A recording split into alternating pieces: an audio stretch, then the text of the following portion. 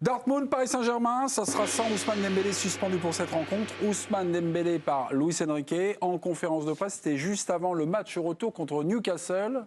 Si ma mémoire ne me fait pas défaut. Non, on me le confirme. Regardez ce que disait Luis Enrique à propos d'Ousmane Dembélé qui sera absent demain. Depuis le début de la saison, vous êtes très préoccupé par ces statistiques, ses passes décisives, ses buts, mais il génère tellement pour l'équipe et les joueurs. Il y a toujours un, deux ou trois coéquipiers qui sont libres grâce à ses déplacements. Pour moi, c'est le joueur le plus déséquilibrant du monde. Dembélé suspendu à Dortmund, est-ce une absence déterminante? C'est Bip le coyote, je suis d'accord, Dembélé, mais il a du Fred Astaire. Hein. Il danse autour de ses adversaires, il élimine, il repart, comme a dit, moi je l'ai suivi quand même à Barcelone. Et bien sûr, il rate des finitions, mais c'est un accélérateur de particules, il te monopolise 2-3 mecs comme il a dit. Donc si tu fais une soustraction, c'est qu'il y a un surnombre ailleurs, bien entendu. C'est le sport collectif. Après, faut-il encore que les ballons arrivent, soient bien utilisés. On peut regretter son manque d'efficacité.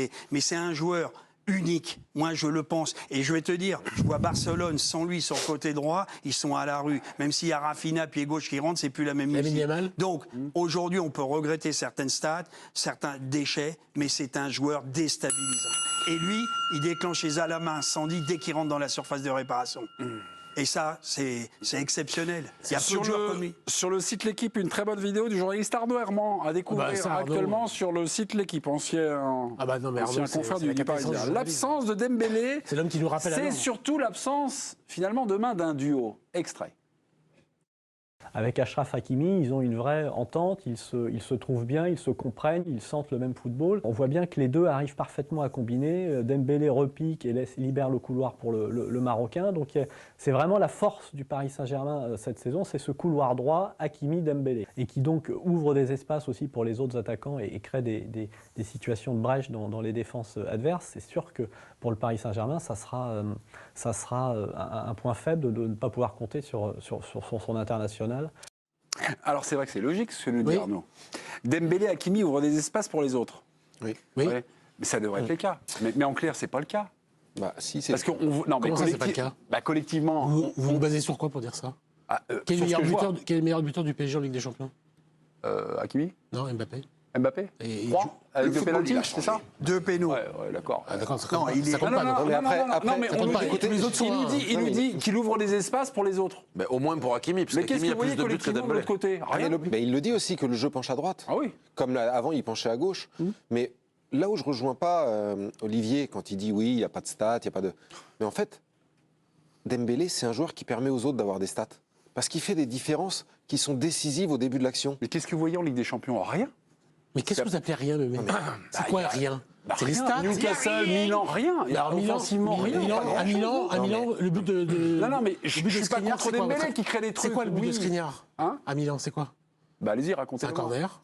Déviation de Marquinhos pour lui. Qui tire le corner?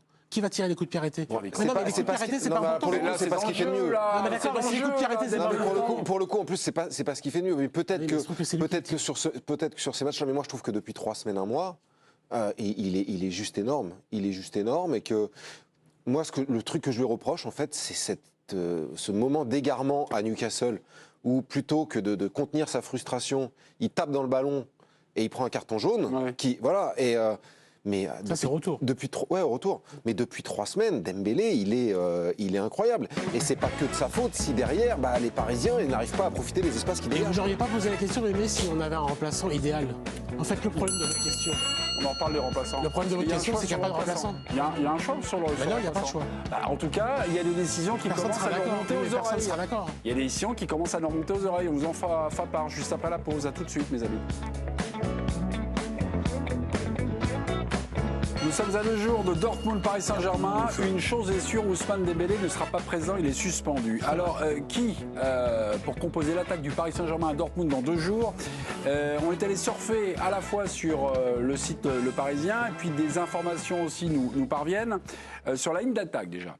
Est-ce qu'on peut faire pouf pouf, et la compo, s'il vous plaît, elle va apparaître. Dans la réflexion de Luis Enrique, il y a la position donc qui est généralement occupée par Ousmane Dembélé à droite de l'attaque. Barcola, c'est ce qui nous revient, pourrait éventuellement débuter. Barcola, Kang-in Lee, le Coréen, est en balance avec lui. Voilà ce qui nous remonte. Vous, Dominique, Damien, est-ce que vous avez des petites informations sur la réflexion du coach Luis Enrique? Pas du tout. Les compos de Luis Enrique sont, entre guillemets, introuvables. Oui. Mais que vous m'auriez dit Asensio, vous m'auriez dit Lee, vous m'auriez dit Randall à droite et Ramos au centre, je pense que personne ne sera d'accord. Donc ça renvoie à votre question. Vous avez posé cette question parce qu'il n'y a pas de remplaçant naturel à Ousmane Dembélé. Moi, je serais pas surpris qu'il y ait ce trio offensif-là, que vous avez montré, mais avec Barcola à gauche, Mbappé en pointe et Colomboigny à droite. Ça m'étonne. Enfin, je me dis que ça peut être une hypothèse. Le profil le plus similaire pour remplacer Dembélé, vraiment profil joueur, ça reste Barcola. À gauche. Plus qu'Asensio. Non, ça va être Randall. Plus que Lee. Randall.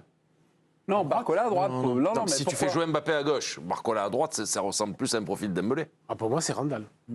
Si tu fais jouer Randall à droite, alors tu as Mbappé dans l'axe. Là, on part sur Mbappé à gauche.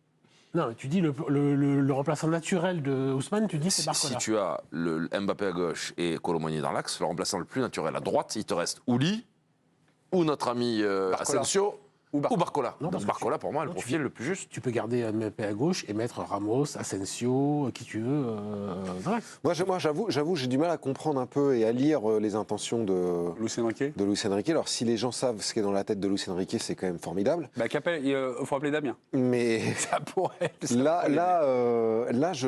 Parce que il nous a dit qu'au moment où le PSG a levé l'option d'achat de Gonzalo Ramos, que c'était un truc incroyable. Depuis, il n'a plus joué. Il a un effectif génial avec les attaquants, les avancantes qu'il veut. Depuis, c'est Mbappé qui joue en pointe et Asensio qui est rétabli. Colomboigny et Ramos qui sont sur le banc. Les 2 derniers matchs étaient comme ça.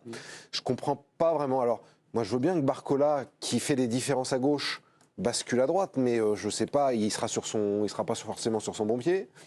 Je sais pas, je suis vraiment incapable de déchiffrer ce qu'il veut faire. Il y a un autre petit truc, vous voyez pas Skriniar dans la compo probable, et pourtant Skriniar a été titularisé les 5 premiers matchs de Ligue des Champions du Paris. Il y a une réflexion dans la tête de Luis Enrique, c'est il est peut-être inquiet éventuellement de son éventuelle lenteur, et c'est ce qui pourrait donc lui valoir ça vous est remonté. Ça vous est remonté, vous, par Benjamin Quarez. Effectivement, il veut une charnière un peu plus dynamique et fondée sur la vitesse qu'avec Skriniar ou mais alors là, c'est pareil, c'est paradoxal parce que il met Hernandez en charnière avec Mukiele à gauche contre Monaco et contre Newcastle, il sort Mukiele, il remet Hernandez à gauche. Donc moi je veux bien qu'il rechange maintenant. Contre Newcastle, c'est pas la défense le problème, c'est la finition. Ça a été aussi la défense puisqu'elle a quand même concédé un but. Non mais en attendant, tu peux concéder un but, mais en attendant en Ligue des Champions à l'extérieur. Le problème, c'est la défense. T'as pris 4 buts à Newcastle, t'en as pris 2 à Milan. S'il faut mettre 3 buts pour être sûr de prendre un point, je suis d'accord avec toi. Ça va être compliqué. Mais le point commun à ces 2 matchs que tu cites, Newcastle et Milan, c'est qu'il y avait et Marquinhos et Skriniar. Et une volonté de jouer assez haut qui colle peut-être pas. C'est peut-être pas la meilleure paire du siècle. Camille, à Dortmund, il y a beaucoup d'absents également. Oui, on a regardé encore du côté de l'infirmerie du BVB et beaucoup de joueurs sont incertains ou alors déjà à l'infirmerie, à commencer par Marius Wolf qui souffre d'une foulure à la cheville. Marcel Sabitzer et Youssoufa Moukoko ont tous deux des problèmes musculaires. Julian Ryerson absent pour une longue durée en raison d'une blessure au ligament. Lui, il est forfait. Voilà, exactement. Ajoutez à cela Félix Nmecha, déjà à l'infirmerie, lui aussi déjà forfait pour une blessure à la hanche. Sébastien Haller touché au genou, sans oublier la suspension du capitaine de Dortmund, Emre Can. Là, pour le coup, très honnêtement, pour le coup, ils sont très une 3e place, ce serait un échec. Ça serait là, ce serait un échec. Même avec Dortmund au complet. Non, mais là, vraiment, les circonstances s'ajoutent à la conclusion. Ce serait un véritable échec.